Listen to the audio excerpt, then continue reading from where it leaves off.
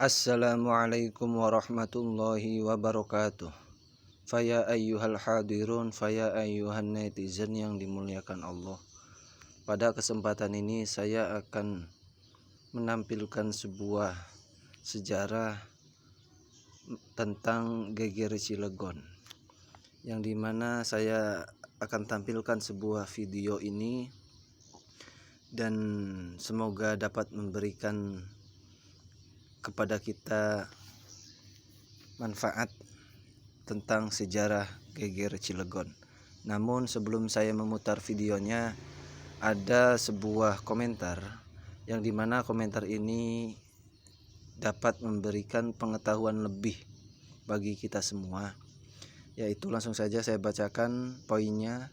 Dek 182, komentar dari Dek 182, dimana di sini ada sebuah keterangan. Sejarah mencatat bahwa berdirinya Robitoh Alawiyah di Indonesia diawali dengan hadirnya sosok Habib Utsman bin Yahya sebagai Mufti Batavia. Mufti Batavia sendiri diketahui diangkat oleh Kompeni Belanda. Mufti ini bekerja dan digaji oleh penjajah Belanda untuk meredam perlawanan umat Muslim Indonesia yang dipimpin para kiai. Nah, dari tulisan ini sedikitnya menyimpulkan bahwa Robitoh Alawiyah itu didirikan oleh Kompeni Belanda, yang dimana untuk meredam perlawanan dari pribumi. Nah, Belanda ini cerdas karena untuk meredam harus dengan, kalau ingin meredam umat Muslim ya harus dengan umat Muslim lagi, yaitu para Habib ya. Dan di sini Habib Utsman bin Yahya dalam keterangan lain itu sehingga melahirkan sebuah pemikiran bahwa ya sudah sih, Indonesia dipimpin oleh Belanda juga nggak apa-apa.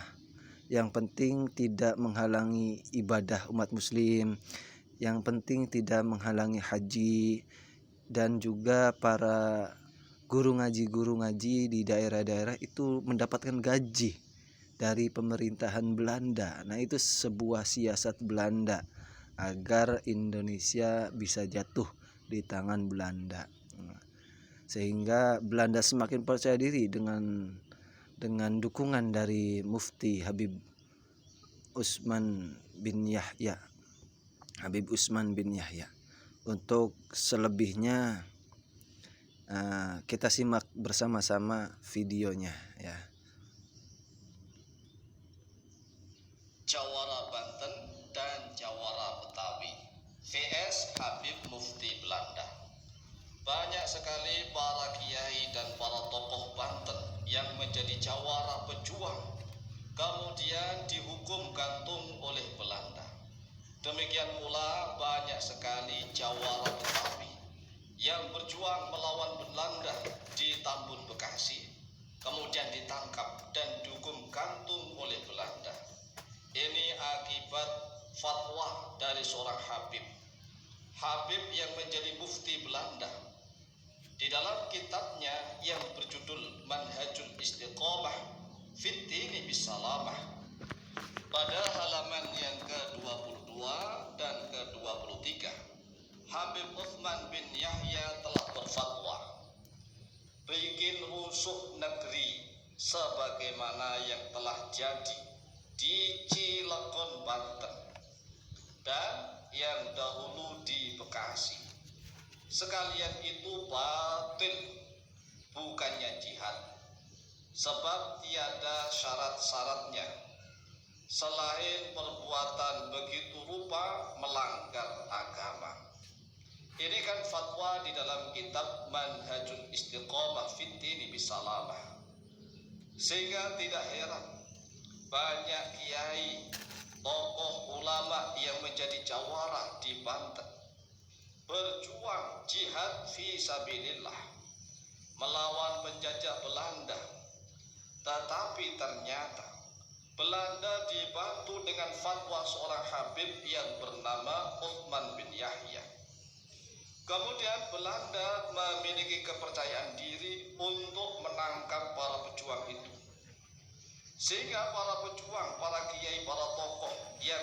Jawara Banten yang terjadi pada tahun 1888 yang terkenal dengan Geger Cilegon Banten. Bisa diketik di Google, tulis dengan judul Geger Cilegon Banten tahun 1888. Ini banyak sekali para pejuang yang akhirnya gugur. Bahkan banyak pejuang yang ditangkap, dihukum mati, dihukum gantung oleh kompeni Belanda. Dan sebelumnya itu tahun 1869, para jawara Betawi yang berjuang di Tambun, Bekasi. Kemudian juga banyak yang ditangkap oleh kompeni Belanda dan dihukum gantung, Masya Allah. Naudzubillah, naudzubillah. Oleh sebab itulah, jika sampai saat ini terjadi kekisruhan yang membahas tentang masalah nasab habaib di Indonesia, ini juga kalau kita renungkan sangat wajar. Mengapa? Karena zaman penjajahan Belanda saja, para tokoh pribumi, para kiai dan ulama pribumi yang berjuang mati-matian untuk merebut tanah airnya dari penjajahan Belanda. Tapi ternyata ada seorang habib yang bernama Uthman bin Yahya justru menjadi penolongnya Belanda, menjadi pembantunya Belanda, memberikan fatwa bahwa itu bukan jihad fisabilillah. Jadi seluruh pejuang yang ada di Cilegon Banten dan seluruh jawara yang ada di Tambun, Bekasi, jawara-jawara Banten dan jawara-jawara Betawi ini dikasih fatwa bahwa itu adalah bikin rusuh. Karena fatwanya Habib Uthman bin Yahya ini adalah bikin rusuh, maka setiap pejuang di tanah air kita disebut sebagai pemberontak. Pemberontak adalah tukang bikin rusuh, padahal aslinya adalah para pejuang kemerdekaan tanah Republik Indonesia. Dan ini kalau kita renungkan, ada seorang ulama dari golongan Habib Ba'alawi yang menjadi muftinya Belanda, kemudian memberikan fatwa seperti ini. Kira-kira nih kalau kita renungkan, apakah ini sebagai antek Belanda ataukah hanya sebagai strategi siasat belaka? Coba renungkan. Bahkan di dalam kitab Manhajul Istiqomah Fid Dini Bisalamah pada halaman 23 dijelaskan begini. Maka dari karena itu tiada sekali-sekali yang buka mulutnya, di dalam perkara perang sabil oleh beberapa banyak ulama yang besar-besar lagi warok dari bangsa Arab. Dari bangsa Arab mana nih? Yang datang ke tanah Jawa. Dan beberapa banyak pula ulama dari bangsa Jawa dan Melayu dari zaman dahulu beratus-ratus tahun hingga sekarang, maka belum pernah satu daripada ulama-ulama tersebut itu membuka mulut mengajarkan orang-orang perang sabil. Masya Allah, ini seolah-olah ingin menutupi sejarah yang nyata. Mengapa?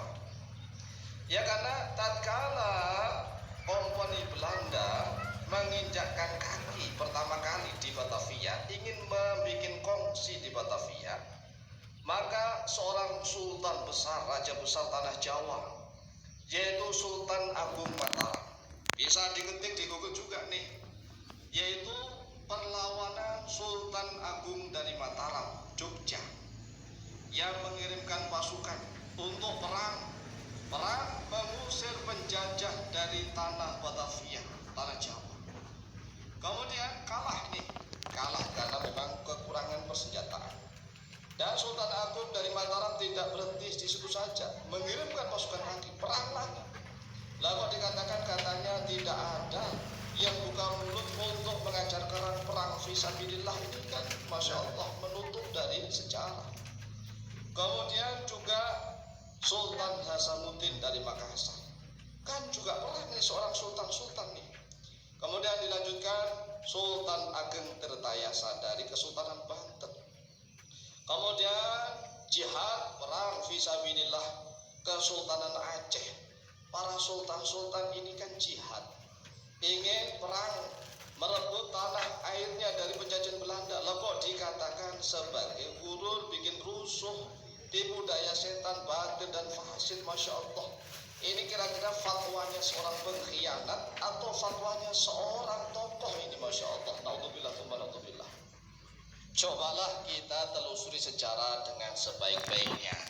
Enggak perlu terlalu fanatik buta, tetapi kita tidak boleh juga terlalu membenci yang tanpa adanya bukti-bukti fakta sejarah.